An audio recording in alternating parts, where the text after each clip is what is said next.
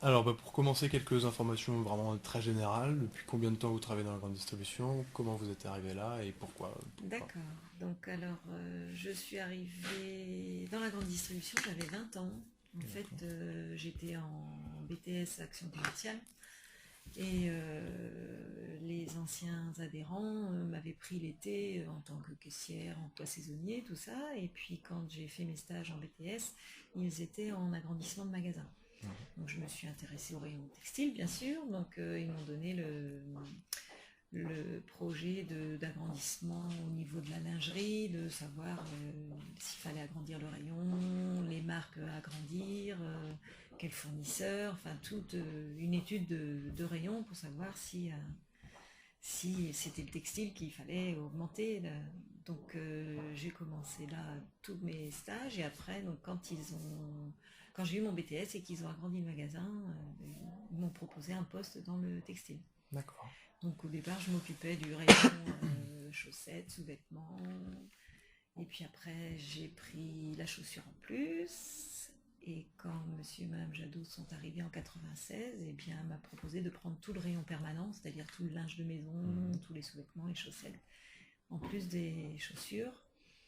Et madame Jadot s'occupait du saisonnier. Et madame Jadot a eu un peu plus de postes et de responsabilités au niveau du Galec et de la Scawes, donc elle m'a proposé tout le rayon saisonnier en plus en 2000, oui, dans l'année 2000. Donc je suis D'accord. arrivée en 93, ils sont arrivés en 96, donc jusqu'à 2000 j'ai bien évolué et puis depuis 2000 donc je suis responsable du rayon textile et chaussures. Voilà, Permanent et saisonnière. permanent, saisonnier, Ok. voilà. Très bien, très bien. Voilà, voilà. Alors, on va commencer par une thématique sur la mesure de la performance, entre guillemets. Mhm. Qu'est-ce que vous utilisez comme indicateur, que ce soit économique ou humain, pour apprécier la performance de vos équipes, d'une personne dans vos équipes ou de vos équipes de manière générale? Alors, comme indicateur, la performance, donc la performance, je la vois déjà dans la volonté des filles quand on leur propose quelque chose, de faire un nouveau rayon, d'implantation, qu'elles sont toujours volontaires. Elles sont pas à reculons, elles ont toujours envie d'y arriver. Les chiffres les motivent aussi, hein, quand on leur donne des chiffres de rayons qui marchent bien ou des promos qui fonctionnent bien parce que justement on a misé sur des catalogues, des promos et qui ont bien tourné parce qu'on s'est engagé, ça c'est un bon indicateur. D'accord. Qu'est-ce qu'il y a comme autre indicateur? C'est un peu maladroit. Quand je dis indicateur, j'ai remarqué que ça faisait un peu trop référence à un chiffre, mais je ne sais pas trop Ouais, comment l'évoquer. Ce serait vraiment vous, comment, voilà, sans parler d'indicateurs, quand comment je vois, vous appréciez la performance, mais que ce soit par des chiffres, donc avec des vrais indicateurs, ou voilà, juste vous personnellement. mais quand les filles elles sont autonomes aussi dans leur travail, quand elles n'attendent pas qu'on leur dise tous les matins tu as à faire ci, tu as à faire ça, parce que c'est vrai que on est là pour les guider, leur dire ce qu'elles ont à faire, mais si tous les jours on leur dit t'as oublié de faire ci, t'as pas fait ça, donc au bout d'un moment elles en ont marre, donc le fait d'acquérir de l'autonomie, ben, ça roule tout seul, elles font leur travail, elles n'ont pas besoin de dire je vais attendre que ma responsable dise ce que j'ai à faire. Donc ça, l'autonomie, c'est une grosse importance dans le rayon. D'accord. Voilà. Euh, Qu'est-ce qu'il y a d'autre aussi? Qu'elles ont aussi des propositions, parce que c'est vrai que moi, je suis là pour contrôler ce qu'elles font. Et puis ben, de travailler aussi avec elles, surtout pour les achats, les guider, ou même dans le rayon pour les implantations. Bon, on se sert beaucoup des guides d'achat qu'on a par le Galec, on s'aide beaucoup de ça, hein. Mhm. Il y a des gens au Galec qui font des merchandising sur des rayons, sur les marques, sur tout ça, donc on s'aide beaucoup de ces plans. Mais les filles aussi, quand elles proposent des choses en disant tiens, on va changer, on va faire ci, on va faire ça, mais au contraire, c'est bien. On montre que là, voilà, elles sont performantes. D'accord. Voilà.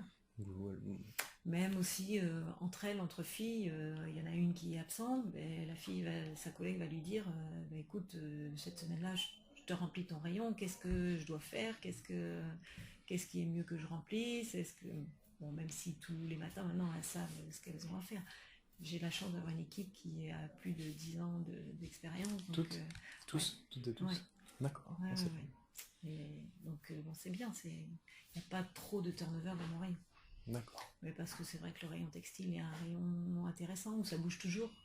Ce ne sont pas des rayons figés tous les jours. Il y a une saisonnalité, donc c'est vrai que même s'il y a des rayons permanents, la marchandise en elle-même n'est pas permanente. Ça bouge tout le temps.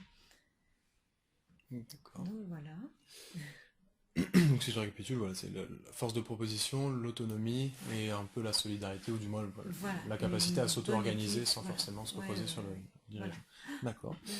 Et donc vous me dites que vous n'avez pas de turnover, enfin très peu du moins. Ouais. Et comment est-ce qu'on motive et on fidélise une équipe, voilà, selon vous, quelles sont vos méthodes, ou alors et de manière générale, comment est-ce que quand on est manager, on fidélise, on motive une équipe?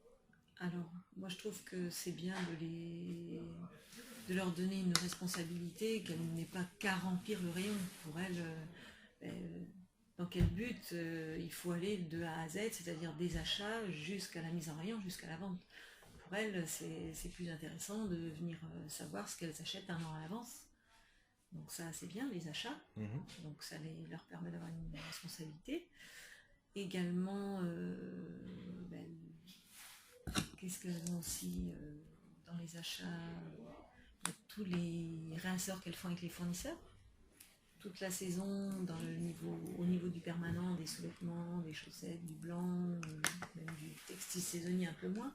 Il y a des fournisseurs qui passent et elles font les commandes elles-mêmes avec le fournisseur. Je contrôle derrière, bien sûr, mais c'est elles qui voient directement le fournisseur. Je ne vois pas forcément le fournisseur.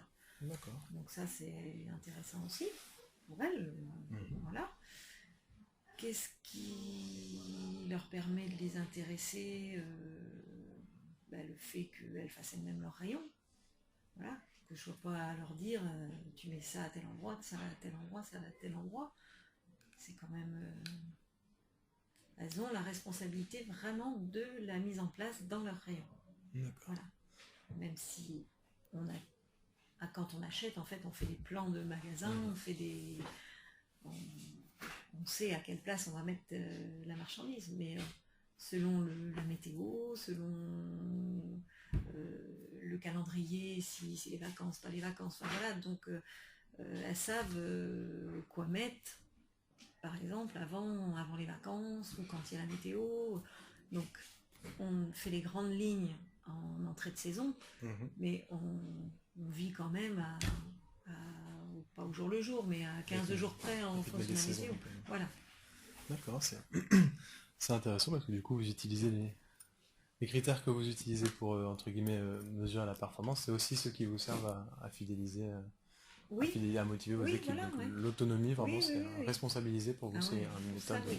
Mais il faut bien les former quand même. Ah oui. Voilà, c'est-à-dire que quand elles sont arrivées dans les rayons, les filles, il fallait les guider et savoir ce qu'elles avaient à faire, leur montrer comment nous on travaillait, tout ça. Et ne pas les lâcher tout de suite dans les rayons. On a des méthodes de travail. C'est important, la formation alors. Oui, voilà.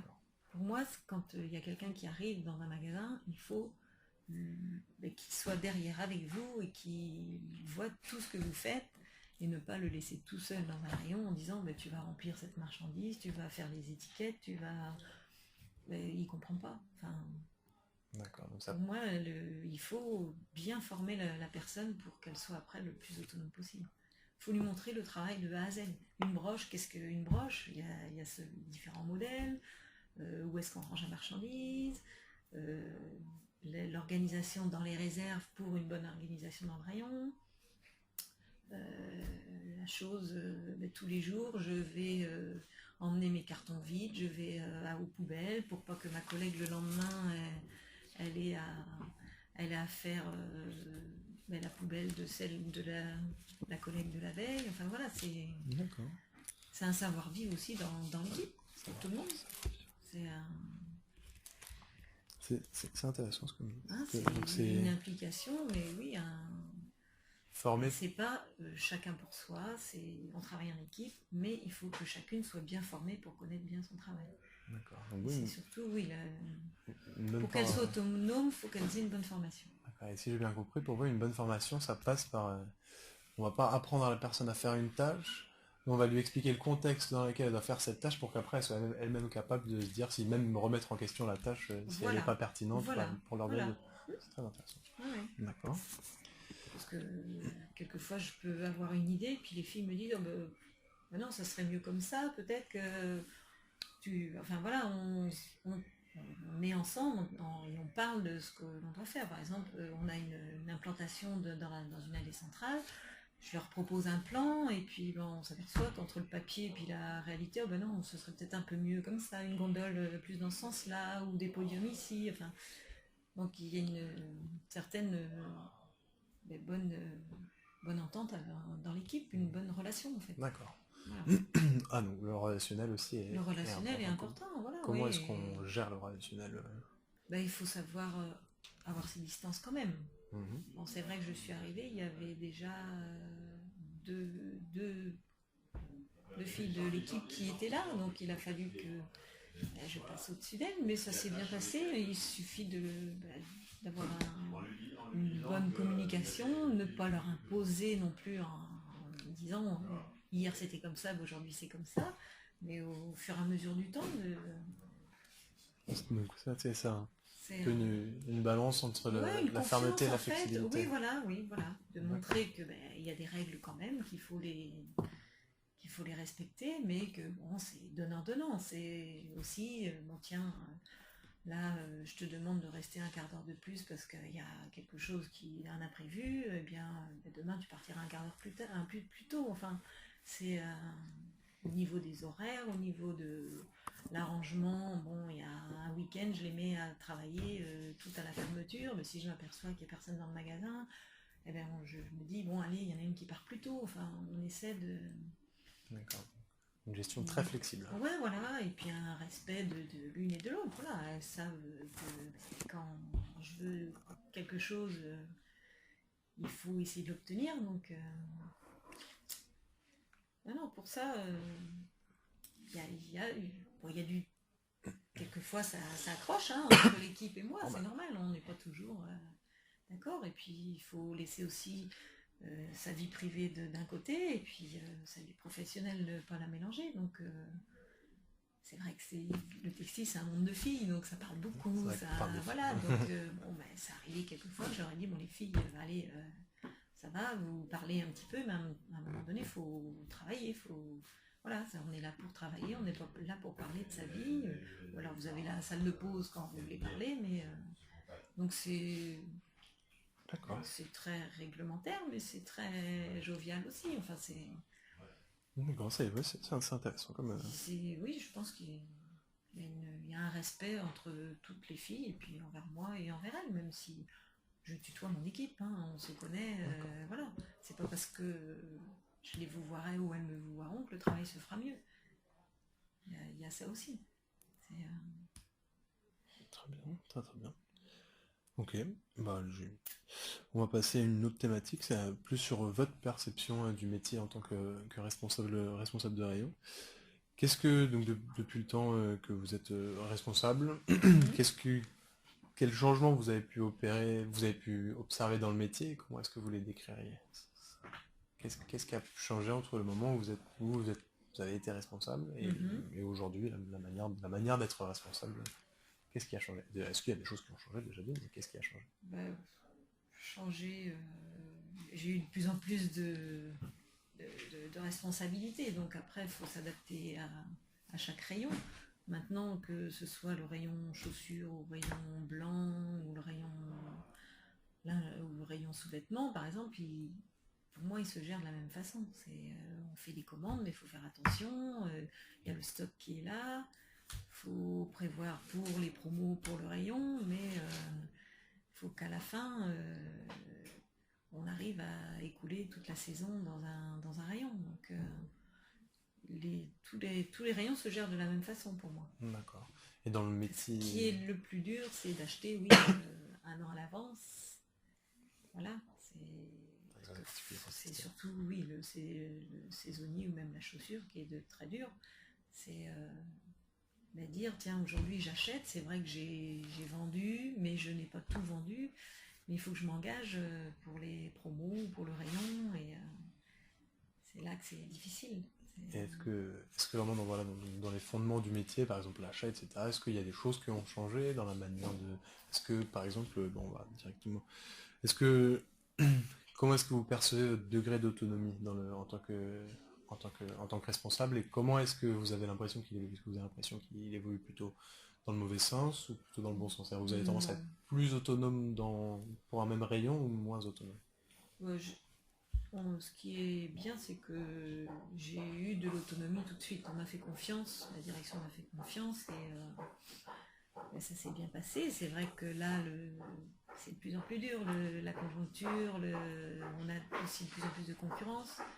Internet nous fait du mal, donc c'est un petit peu une autre gestion. Et au niveau du textile, c'est plus dur parce qu'on ne peut pas acheter au jour le jour. On est obligé de s'engager sur une année. Et c'est là pour réajuster les stocks, c'est difficile. C'est difficile. Voilà. D'accord. C'est le prévisionnel qui est difficile. Donc vous n'avez pas forcément senti de mutation dans la manière de gérer une équipe, dans la manière d'acheter, dans la manière de gérer le rayon de manière générale? Non, non, D'accord. non. Non, c'est des évolutions qui se font chaque année. C'est vrai que on a des outils au niveau du GALEC qui nous aident bien aussi. Donc on est autonome, mais on se guide de tout ce qu'on nous donne comme information. Donc on n'est pas seul non plus, voilà. D'accord. On a les gens de la centrale, les gens du GALEC qui nous aident. J'ai Mme Jadot aussi au niveau du textile qui, voilà, on parle assez bien pour dire ce qui va pas, ce qui serait mieux, voilà. D'accord. Et qu'est-ce que vous pensez de la promotion interne en C'est bien. tant que vecteur pour fidéliser, pour motiver une équipe Je trouve que c'est bien parce que c'est vrai que les gens connaissent le métier, ils ont été formés, donc ils connaissent aussi leurs responsables ou les personnes à côté, et je trouve que la promotion interne, elle est bien. Qu'est-ce qu'il y aurait comme inconvénient ou comme avantage la promotion vis-à-vis des recrutements d'un jeune diplômé? C'est peut-être dans une équipe, si elles ne s'entendent pas toutes, forcément, celle qui va être responsable, peut-être qu'il y en a une à qui ça va pas plaire et qu'elle dira j'ai pas envie de lui obéir, j'ai pas envie de faire ce qu'elle a envie de faire, je sais pas, après c'est dans le tempérament de chacun.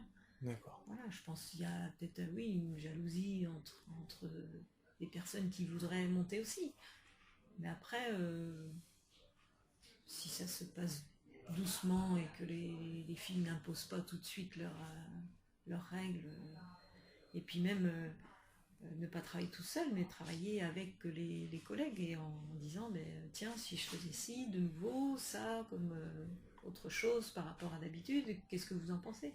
C'est bien aussi d'intégrer l'équipe et de parler avec l'équipe pour demander leur avis aussi. Okay. Ouais. Parce que les filles, elles sont sur le terrain, elles savent. Aujourd'hui, il faut penser aux clients, donc elles sont tous les jours avec les clients, elles savent ce qu'ils veulent, donc c'est bien justement de leur demander leur avis par rapport aux achats, par rapport aux implantations, par rapport à plein de choses. D'accord.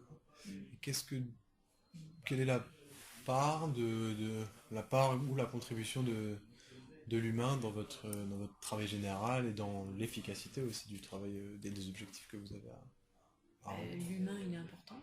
D'accord. Pour moi, je dis les machines, ça remplace pas les humains. Voilà. Sûr. L'informatique, c'est bien, mais l'informatique, il va pas avec la marchandise en rayon, et puis conseiller les clients, on est là pour les clients, donc pour moi, l'humain est très important.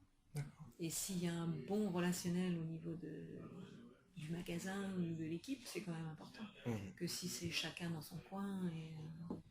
Et l'impact, quel serait l'impact d'une bonne équipe, enfin d'une bonne relation humaine dans une équipe sur le magasin, par exemple?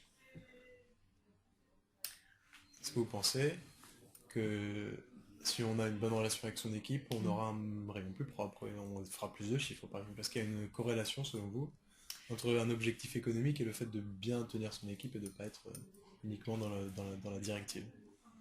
Ben, ce qui est bien, c'est que s'il y a une bonne ambiance dans l'équipe, le rayon il sera propre de toute façon, parce que entre collègues, elles ne voudront pas laisser le rayon sale pour la fille qui est là le lendemain, ou le poste, par exemple, je pense à la réserve, tous les jours il y a du passage, les filles elles contrôlent leurs marchandises, et si chacune laisse ses cartons partout, au bout d'un moment, c'est là qu'il y aura une mauvaise ambiance. Ça va se disputer, ça va dire, ben, dis donc, tu n'as pas rangé ton carton hier, ou je t'ai rangé ta marchandise parce que tu n'avais pas terminé. Qu'aujourd'hui, je n'en entends pas parler, parce qu'elles savent que le soir, quand elles se débauchent, je veux que ce qu'elles ont commencé, que ça soit rangé. Si elles n'ont pas fini, elles continueront le lendemain, mais au moins que ce soit propre, rangé pour les filles qui arrivent le lendemain. D'accord. Mais là, un magasin, c'est grand, donc il peut très bien y avoir une bonne équipe pour chaque rayon, mais après, mettre une bonne ambiance dans général, c'est difficile, parce que tout le monde n'embauche pas en même temps, ne débauche pas en même temps. Ne se croisent pas forcément, en plus. Voilà, ce ne sont pas les mêmes métiers. Pour nous, le textile, on était pris pour le Club Med un petit peu. Mais... Moi, c'est souvent voilà. C'est comme c'est marrant dans les magasins quand on observe un peu. Voilà, mais les bouchers, on a un le travail frais, comme un l'épicerie, autre. le Voilà, textile. c'est pas le même métier, mais même quand on a des stagiaires, quelquefois ils sont étonnés de voir qu'on met autant de marchandises, qu'il y a autant de volume qui arrive, mais je dis la marchandise elle se met pas toute seule dans le rayon. C'est vrai que le textile, le fait que ce soit quasi exclusivement féminin, oui. et que du coup il y a une espèce de... On a l'impression que c'est relâché peut-être parce qu'au final les gens font moins la gueule que quand ils remplissent les boîtes de conserve aussi. C'est notre métier, on aime ça, mais c'est vrai que quelquefois on en a marre, hein. Il y a des jours où on dit mince, on travaille pour rien, on fait pas des bons chiffres, et puis les rayons sont pleins quand même, qu'est-ce qui se passe? Mais il faut faire avec, et puis on se dit tiens, allez, il faut que je bouge, il faut que je fasse autre chose pour essayer de dynamiser un petit peu le rayon, ou l'équipe, si jamais je sens qu'elle voit que les chiffres sont pas bons, donc elle se démoralise, mais non. Une remise en question permanente. Ouais, voilà, c'est ça, il faut se remettre en question tout le temps. Il ne faut pas vivre sur ses acquis, ça bouge tout le temps, même si les rayons sont toujours les mêmes. Mais, Je vous coupe, excusez-moi, Stéphanie. Faut que j'en aille, Romain. Donc, est-ce que ça a été? T'as eu... Très bien, vraiment. Fini, mais... Très bien. Bon, bien, c'est ce que tu souhaitais? Ouais, ça te va? merci d'avoir accepté que je rencontre vos équipes. Bon, si tu as besoin d'informations complémentaires, tu me passes un petit coup de fil ou tu m'envoies un mail et puis... Ça marche. Hein, ouais, je ferai ça. Ça correspondait à ce que tu... Parfait, même au-delà de mes attentes. C'est vraiment tu rentres en Gerville après? Très réjouissant, ouais. Ok, bon retour et puis tu souhaiteras le bonjour à tes parents. Ça marche. Merci monsieur Weber. Au revoir.